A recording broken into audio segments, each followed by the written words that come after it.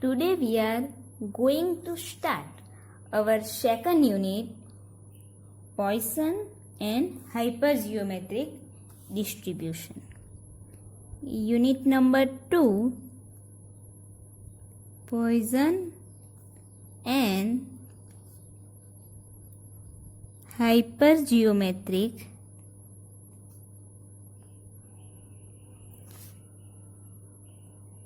distribution. तो सबसे पहले तो हमने SY सेम 3 में आपने दो डिस्ट्रीब्यूशन पढ़ी थी. एक तो negative binomial distribution, negative binomial distribution and second वो है जियोमेट्रिक डिस्ट्रीब्यूशन.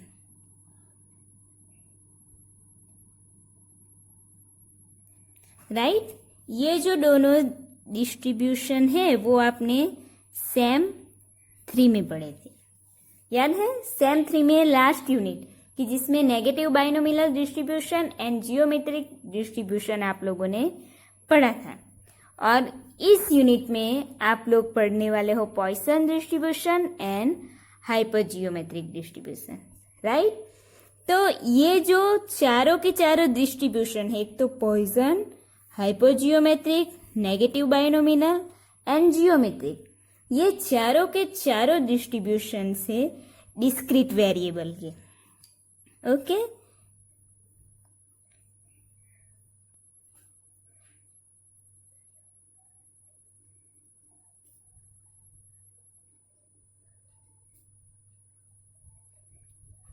ये चारों के चारों distribution Poisson, hypergeometric, negative binomial and geometric distributions, ये जो है वो डिस्क्रीट वेरिएबल के डिस्ट्रीब्यूशंस है.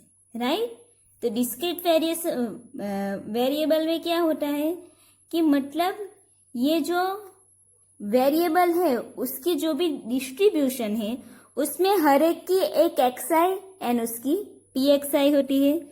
तो यहाँ पे एक्सआई एंड पीएक्सआई. राइट, हर एक की एक एक्सआई एंड पीएक्सआई.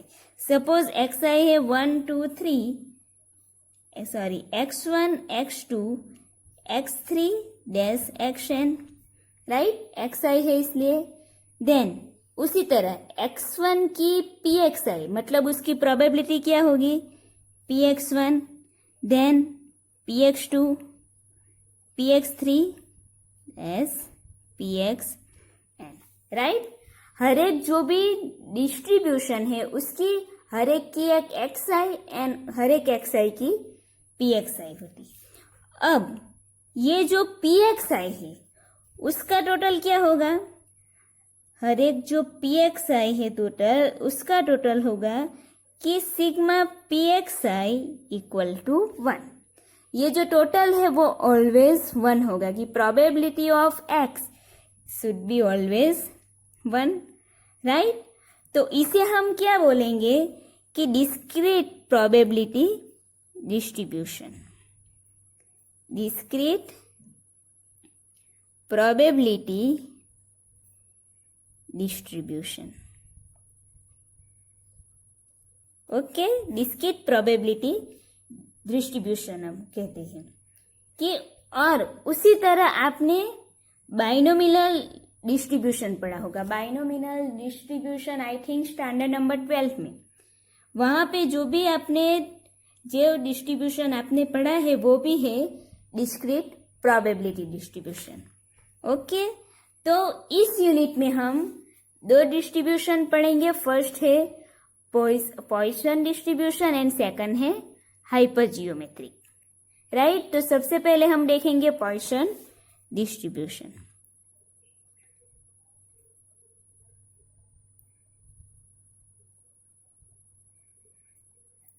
Poisson distributions. तो पॉइसन डिस्ट्रीब्यूशन एक तो है कि वो डिस्क्रीट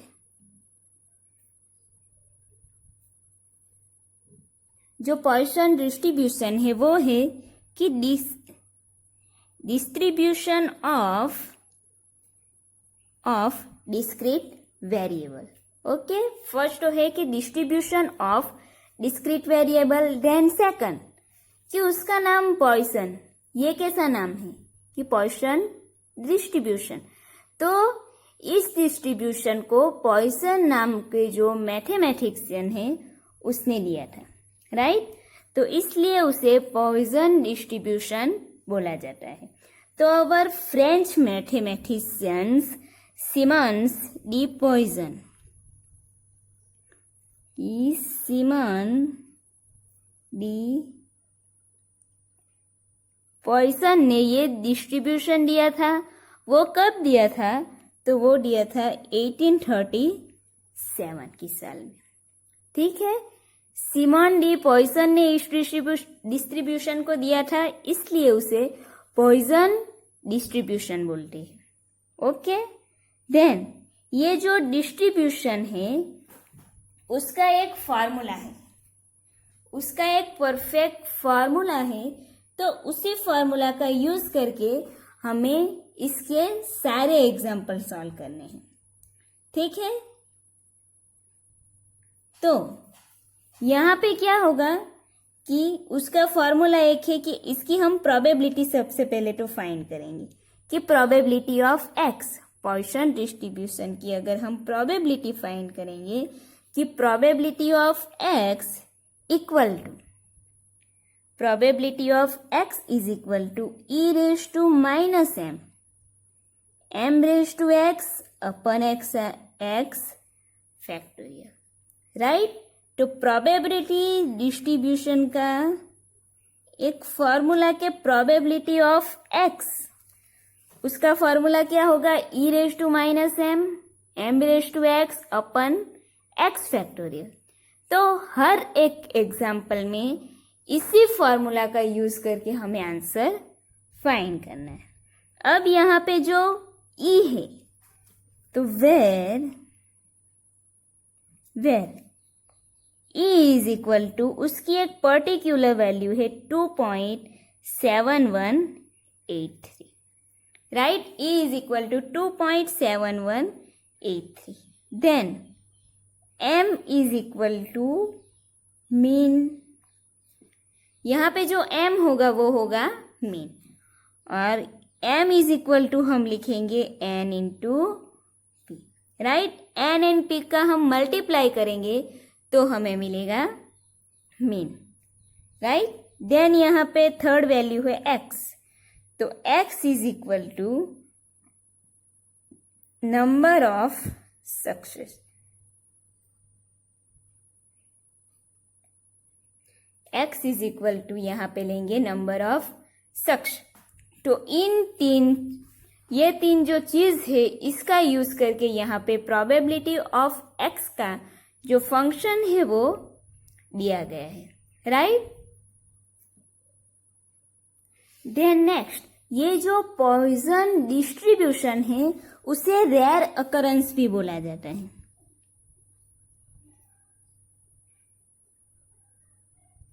ये जो पॉइसन डिस्ट्रीब्यूशन है उसे रेयर अकरेंस भी बोला जाता है, जैसे कि number of accidents on the road and number of suicide in the year, number of misprint in a book, right.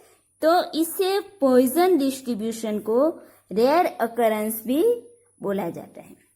Then आपके शॉर्ट क्वेश्चन में आ सकता है कि when binomial distribution tends to Poisson distribution, right, कि when binomial distributions tends to Poisson distribution, तो उसमें क्या होगा कि when n is very large, when n is very large, p is very small. When n is very large, p is very small, and and NP is finite, then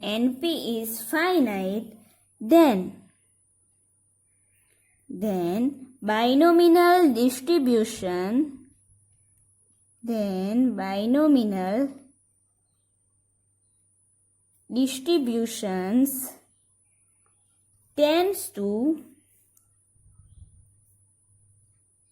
Poisson distribution. Right, आपके 1 marks के question में आ सकता है कि when binomial distribution tends to Poisson distributions, कि when n is very large, p is very small and np is finite, then binomial distribution tends to Poisson distributions. Right? Then Poisson जो distribution है उसकी properties है कि properties of poison distributions. तो उसकी properties में क्या आएगा? सबसे पहले तो कि ये एक रेयर अकरेंस है, डिस्क्रीट डिस्ट्रीब्यूशन है. Then number 3, m is a parameter of Poisson distributions. Then 4th, the mean of these distributions is m, and also variance of these distributions is also m. Then mean is equal to variance, and last कि इसकी जो skewness है वो positive है. Right, तो ये उसकी properties है. देन उसकी यूजेस है कि उसके यूजेस क्या है कि number of accidents on a road, number of misprint of a book, number of defects in a radio set. तो उस तरह उसके टोटल 9 यूजेस दिए हुए हैं आपके टेक्स्ट बुक में. ओके, तो वो आप लोग देख लेना. Now we are start example with example number 4 कि a person has some cars and the average demand of cars per day is 3. Find the probability that on any day not more than 2 cars are in use. Right? तो यहाँ पे हमें क्या दिया हुआ है? सबसे पहले तो कि average demand of cars per day is 3. Average demand दी है, मतलब क्या दिया? ये हमारा मीन हो जाएगा. राइट, तो सबसे पहले हम यहाँ पे लिख देंगे क्वेश्चन नंबर 4, वो हमारा मीन हो जाएगा. तो mean is equal to m is equal to क्या लिख देंगे यहाँ पे? 3. Right, average is equal to mean is equal to m हो जाएगा. Then find the probability that on any day not more than 2 cars are in use. मतलब हमें यहाँ पे क्या फाइंड करना है?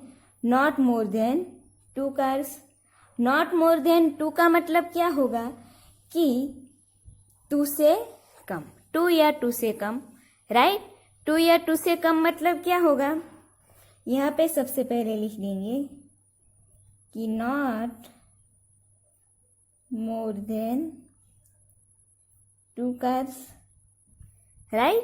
Not more than 2 cars. तो not more than 2 cars का मतलब क्या होगा? 2 या 2 से कम. राइट, 2 या 2 से कम है. तो यहाँ पे हमारी प्रोबेबिलिटी क्या होगी कि px लेस देन और इक्वल टू 2. राइट, 2 या 2 से कम है मतलब हमारी प्रोबेबिलिटी क्या होगी? प्रोबेबिलिटी पर ऑफ x लेस देन और इक्वल टू 2. तो इसकी वैल्यू अब हमें फाइंड करनी है. ओके, तो probability of x less than equal to 2 हमें फाइंड करना है. तो सबसे पहले प्रोबेबिलिटी का फॉर्मूला लिख देंगे कि p of x is equal to e raise to minus m raise to x upon x factorial. Right, ये हमने लिख दिया. अब लिखेंगे जो हमें प्रोबेबिलिटी फाइंड करनी है वो। तो probability of x less than और equal to 2, equal to less than और इक्वल टू 2 है तो क्या होगा कि P of 0 plus P of 1 plus P of 2, right. Less than और इक्वल टू कम मतलब 2 या 2 से कम की वैल्यू हमें फाइंड करनी है। तो हम क्या फाइंड करेंगे, probability of 0, probability of 1 and probability of 2, right. तो यहाँ पे x की जगह पे 0 है, 1 एंड 2 है। तो इस फॉर्मूला में हम x की जगह पे सबसे पहले 0 पुट करेंगे, 1 एंड देन 2। तो इज इक्वल टू क्या होगा, e raise to minus m। तो मीन यहाँ पे क्या है, m इज इक्वल टू 3, तो वो हमारा हो जाएगा e raise to minus 3 into m raise to x। m 3 है, m रेस टू x मतलब x यहाँ पे 0 divided by 0 factorial plus p of 1। तो इस फॉर्मूला में वैल्यू पुट करेंगे तो e रेस टू माइनस 3। यहाँ पे क्या करना है, ये जो फर्स्ट हमने वैल्यू लिखी उसमें अब x की वैल्यू जहाँ पे 0 है वहाँ पे x की वैल्यू 1 पुट करनी है। तो e raise to minus 3, 3 raise to 1 upon 1 factorial plus यहाँ पे x की जगह पे 2 वैल्यू पुट करनी है। तो e raise to minus 3, 3 raise to 2 upon 2 factorial, right. ये हमें मिला। देन अब नेक्स्ट स्टेप इक्वल टू, अगर आप देखोगे तो फर्स्ट जो हमने फंक्शन में वैल्यू पुट की वहां पे भी e रेस टू माइनस 2 है, प्लस के बाद भी है, देन यहाँ पे भी e रेस टू माइनस 3 है। तो ये तीनों में जो कॉमन है e रेस टू माइनस 3 उसे हम बाहर लिखेंगे, कॉमन ले लेंगे। e raise to minus 3 into bracket क्या रहेगा, 3 raise to 0 divided by 0 factorial plus 3 raise to 1 divided by 1 factorial plus 3 raise to 2 divided by 2 factorial, right. ये हमें मिला। देन अब क्या करेंगे, इसे सॉल्व करेंगे and e raise to minus 3 की वैल्यू जो हमें एग्जाम्पल में दी हुई है कि नंबर 4 में e रेस टू माइनस 3 की वैल्यू क्या दी हुई है, ब्रैकेट में आपको ऑलवेज e रेस टू जो भी वैल्यू हमें एग्जाम में चाहिए होगी एग्जाम्पल में वो डायरेक्टली हमें दी हुई होगी कि e raise to minus 3 is equal to 0.0498। तो e raise to minus 3 is equal to हम पुट करेंगे कि 0.0498, राइट, इनटू ब्रैकेट यहाँ पे क्या है, 3 raise to 0 divided by 0 factorial. तो 3 की पावर 0 है एंड डिवाइडेड में 0 फैक्टोरियल है तो ये पूरा टर्म 1 हो जाएगा। किसी की भी पावर 0 हो तो वो वैल्यू 1 मिलेगी। Then plus 3 raise to 1 divided by 0 factorial मतलब 3/1, तो यहाँ पे 3 लिख देंगे plus 3 square divided by 2 factorial, 3 square is equal to 9 and 2 factorial मतलब 2 इंटू 1। ओके, फैक्टोरियल मतलब क्या करना है, यहाँ पे 2 है तो 2 को हमें 1 तक लेके जाना है मल्टीप्लाई करते हुए 2 इंटू 1, राइट।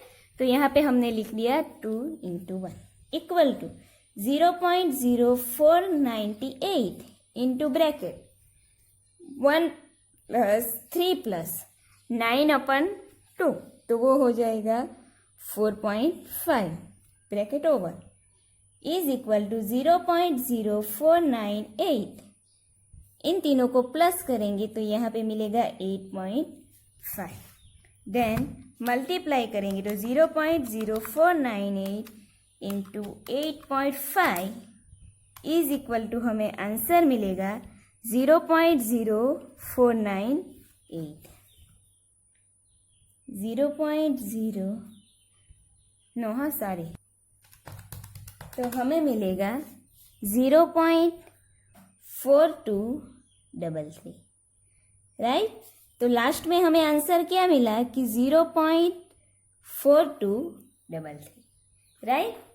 देन इसके बाद क्वेश्चन नंबर 5 कि the probability that a matchstick is found without head is 1/100.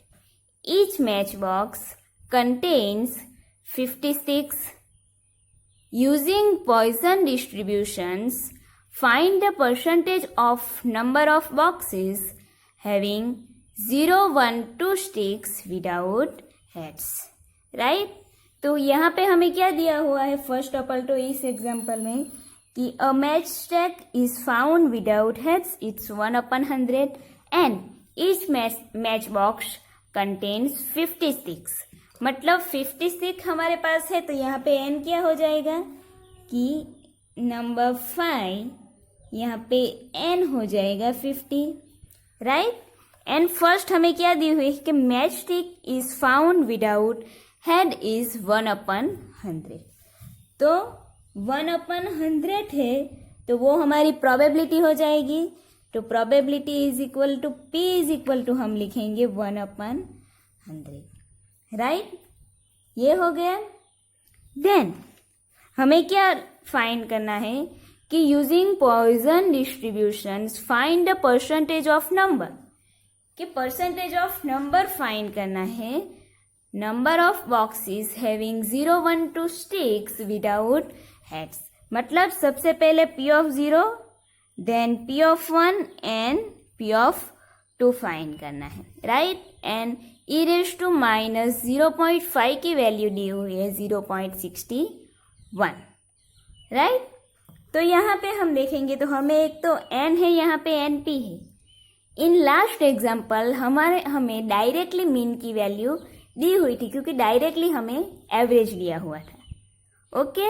लेकिन यहाँ पे हमें m की वैल्यू नहीं दी हुई है. तो सबसे पहले हम क्या करेंगे, m फाइंड करेंगे. तो m is equal to formula क्या है, n इंटू p. राइट?